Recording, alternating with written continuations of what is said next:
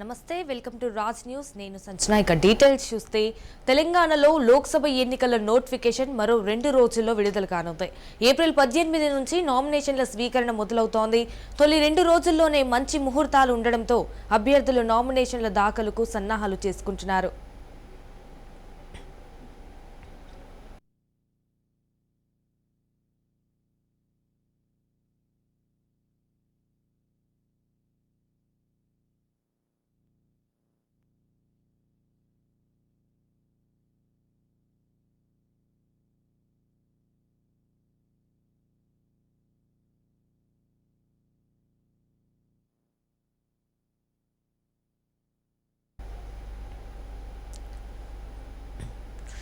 BJP BRS ఇప్పటికే 17 స్థానాలకు టికెట్లు ప్రకటించింది. అధికార కాంగ్రెస్ మాత్రం 14 స్థానాలకే అభ్యర్థులను ఖరారు చేసింది.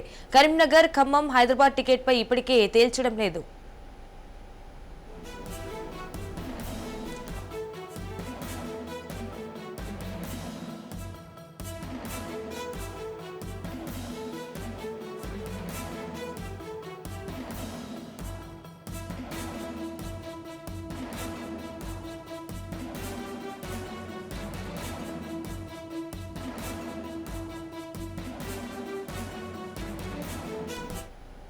ఈ 3 నియోజకవర్గాల్లో అభ్యర్థులు ఎవరో తెలియకపోవడంతో ప్రచారం కూడా మొదలు పెట్టలేదు.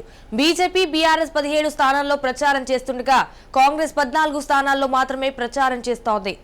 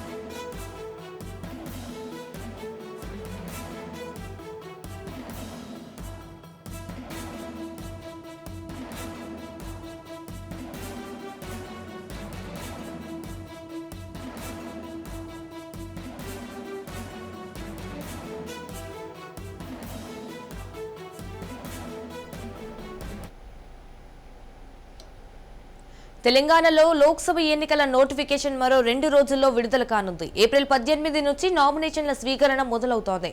తొలి 2 రోజుల్లోనే మంచి ముహూర్తాలు ఉండడంతో అభ్యర్థులు నామినేషన్ల దాఖలుకు సన్నాహాలు చేసుకుంటున్నారు.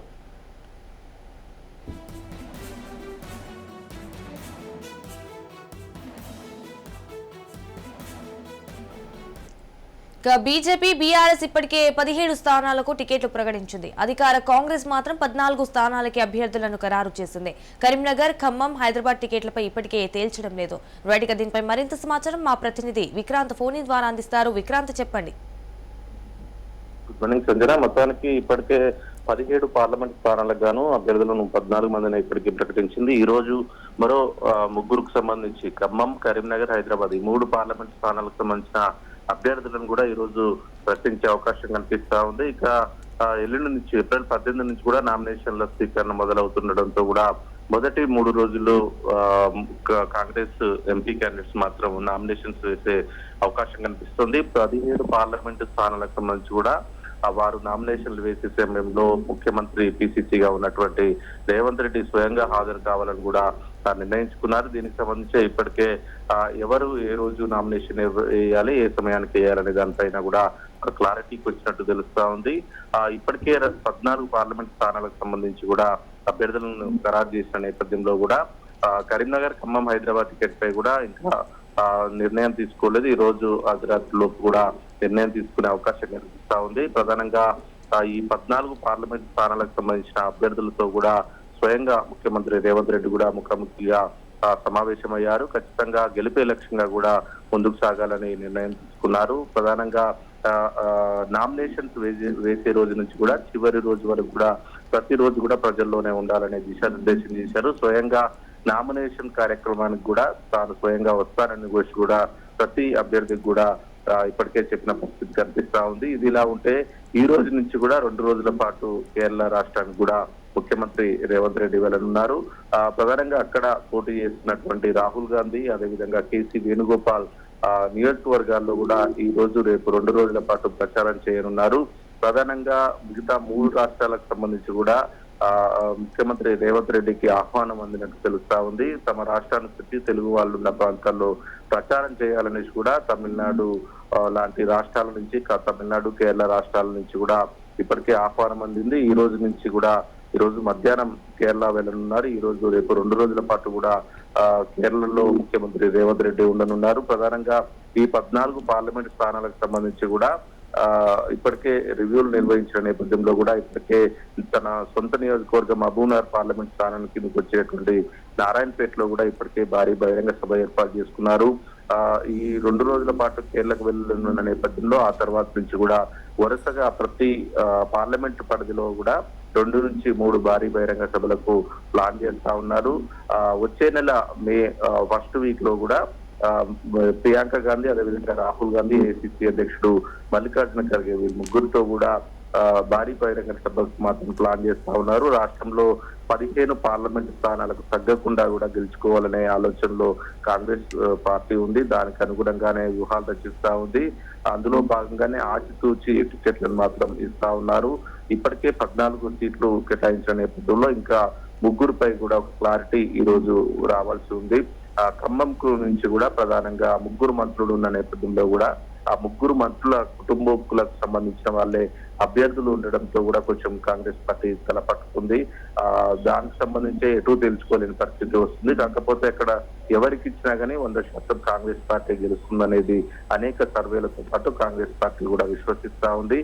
ఇది ఇలా ఉంటే కరీంనగర్ కి సంబంధించి కూడా కరీంనగర్ లో మొదటి నుంచి కాంగ్రెస్ పార్టీలో ఉన్న వారికే టికెట్ ఇవ్వాలనేది డిమాండ్ పెరుగుతా ఉంది. ఇటీవల బీఆర్ఎస్ పార్టీ మాజీ మంత్రి కాంగ్రెస్ పార్టీలోకి తీసుకొని టికెట్ ఇవ్వాలని ఆలోచన చేసినప్పటికీ మొదటి నుంచి కాంగ్రెస్ పార్టీలో ఉన్న వారికే సర్వే ఫలితాలు అనుకూలంగా ఉన్న నేపథ్యంలో కూడా వారికి టికెట్ ఇవ్వాలని ఆలోచిస్తున్నట్టు కూడా తెలుస్తా ఉంది. ఇక హైదరాబాద్ విషయానికి వస్తే హైదరాబాద్ పార్లమెంట్ పరిధిలో కూడా అసదుద్దీన్ ఓవైసీ వరుసగా గెలుస్తూ వస్తున్నారు. ప్రస్తుతం బీజేపీ క్యాండిడేట్ కూడా బలమైన క్యాండిడేట్ ను పెట్టిన నేపథ్యంలో కాంగ్రెస్ పార్టీ కూడా బలమైన క్యాండిడేట్ పెట్టాలనే ఆలోచనలో ఉన్నట్టు తెలుస్తుంది. అందుకే ఆ స్థానం కూడా కొంత ఆలస్యం అవుతా ఉంది. అసదుద్దీన్ ఓవైసీగా బీజేపీ బలమైన నేతను పెట్టిన నేపథ్యంలో ఖచ్చితంగా కాంగ్రెస్ కూడా అంతే ధీటుగా ఉన్న అభ్యర్థిని కూడా పెట్టాలనే ఆలోచనలో కాంగ్రెస్ పార్టీ ఉంది. దానికి సంబంధించి అభ్యర్థుల విషయంలో కూడా ఒక నిర్ణయానికి వచ్చే అవకాశం కనిపిస్తా ఉంది. ఇది ఇలా ఉంటే మొత్తం 17 పార్లమెంట్ స్థానాలు ఉన్న నేపథ్యంలో కూడా 15 పార్లమెంట్ స్థానాలకు పైగా గెలవాలని ఇటీవలే కేసీ వేణుగోపాల్ కూడా రాష్ట్రానికి వచ్చి శంషాబాద్ ప్రాంతంలో కూడా సమావేశమయ్యారు. ఖచ్చితంగా వారికి సంబంధించిన విధి విధానాలను, అదేవిధంగా గెలుపు గుర్రాలు ఎవరున్నారు ప్రస్తుతం, ఇంకా ఎవరెవరు వెనుకబడి ఉంచాలనే దానిపైన కూడా సుదీర్ఘంగా రాజకీయ విశ్లేషకులు కావచ్చు సర్వే చేసినటువంటి సునీల్ కనుగోలు కూడా ప్రతి ఒక్కరి రిపోర్టు కూడా వారి ముందు పెట్టారు.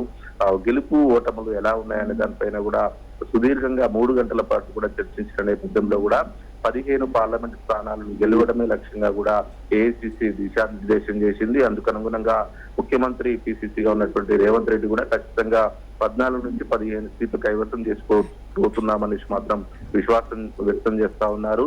మొత్తానికి రాష్ట్రంలో మాత్రం కాంగ్రెస్ వర్సెస్ బీజేపీగా మారింది. ఈ నేపథ్యంలోనే ఖచ్చితంగా 14 నుంచి 15 సీట్లు కైవసం చేసుకుని ఏఐసిసికి గిఫ్ట్ ఇవ్వాలి, రాహుల్ గాంధీని ప్రధానిగా చూడాలనేది రేవంత్ రెడ్డి ఏకైక లక్ష్యంగా కనిపిస్తా ఉంది. దానికి సంబంధించే ఇటు తెలంగాణలో ప్రచారం చేస్తూనే మిగతా ప్రాంతాలలో ఎక్కడైతే తెలుగువారు అధికంగా ఉంటారో అక్కడికి వెళ్లి రేవంత్ రెడ్డి ప్రచారం చేసేలా కూడా ప్లాన్ చేస్తున్నారు. మొత్తానికి ఈ రోజు నుంచి 2 రోజుల పాటు కేరళలో పర్యటించనున్నారు రేవంత్ రెడ్డి. ఆ తర్వాత ప్రతి పార్లమెంట్ వైజ్ గా కూడా 2 నుంచి 3 భారీ బహిరంగ సభలకు ప్లాన్ చేశారు. నామినేషన్ వేసే రోజు నుంచి చివరి వరకు కూడా రేవంత్ రెడ్డి ప్రతి క్యాండిడేట్ కు అండదండగా మాత్రం ఉండనున్నారు. Sanjana. Right, thank you for the updates Vikrant.